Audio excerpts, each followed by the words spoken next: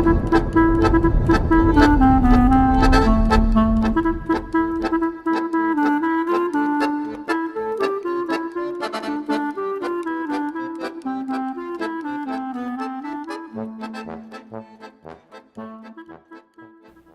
welcome to Ask Rabbi Spivak. I'm Rabbi Yaakov Spivak, and today's question comes from Minneapolis, Minnesota. Dear Rabbi Spivak, how do you explain the biblical account of the world being created in 6 days? Is that possible? Yes, it is possible, but you have to understand what the 6 days really were. The world makes a number of assumptions at the time of creation that are actually not true upon deeper investigation. For instance, in day one where God said, "Let there be light," everybody assumes that light is the light of the sun. The only problem is that the sun wasn't created until the 4th day. Question, where does that light come from? The sages, the rabbis answer that was the special light called the Or HaGanuz, the hidden light. A light hidden for the benefit of the righteous in years to come. And this light would also appear at the historical time of Hanukkah. The Or HaGanuz lit the world for the first 3 days. And then when the sun was created on the 4th day, the Or HaGanuz disappeared. It became hidden. Now, what does it mean the first 3 days? If you understand that daytime or time itself is determined by the relationship between the sun to the earth. Let us say that this is the earth and this is the sun. Now, the earth is going to turn. And when it turns on its axis and comes back to the point that it was in the beginning, scientists and men of knowledge divided that into 24 parts, which they called hours.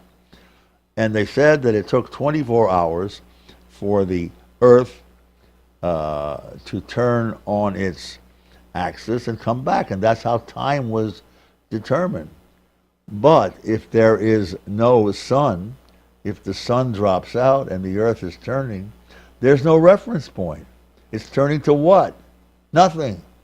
So the first 3 days, the earth had no reference point for time, and therefore time could have taken millions of years. God said this is a day.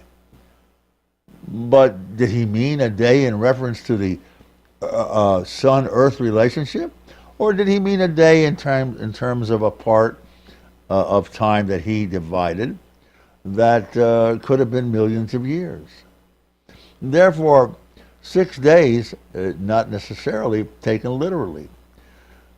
Point number 2, we are told in the Bible that Ki elef shani b'yinecha kiyom etmol, that 1,000 years in God's eyes is like yesterday.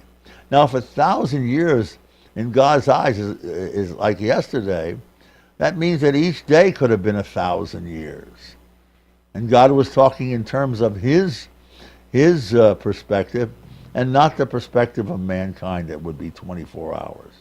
So again, the 6 days didn't necessarily have to be 6 days of 24-hour days. They could have been 6 God days, and only God knows how long that was. And then there comes the other issue, that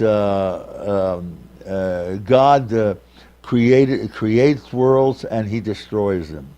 The sages tell us, HaKadosh Baruch Hu boneh olamos u'machrivam. This is not the first world that God created. There were worlds before us. And who knows that these worlds, or the earth could have been created from parts of these worlds, which could have been thousands of years old. And if that was the case, then when we look at it today and we see something that's marked for 1,000 years, or millions of years, and we say, how could this have been created in only one day? It looks like something that developed over over a long time in its original state, we understand that it could have been from the previous worlds that God created. And then finally, there is the concept from the Ramban, Nachmanides, who says that what happened in Maaseh Bereshit, in the story of the creation of the world, is really much deeper than would appear. And he also says that those charged with its understanding, those Mekubalim, those mystics, those who have the esoteric concepts, says the Ramban, are required to withhold its ultimate meaning. And therefore, if one tries to understand the concept of the creation of the world in terms of simple sentences with the meaning that people have assigned with them over the years, they are going to be incorrect. Because at least in Genesis, these rules do not apply. And there is a whole hidden meaning into the creation of the world, says the Ramban. So the answer is, was the world created in only 6 days? Not necessarily 6 days in which we know, but 6 parts which have deep meaning.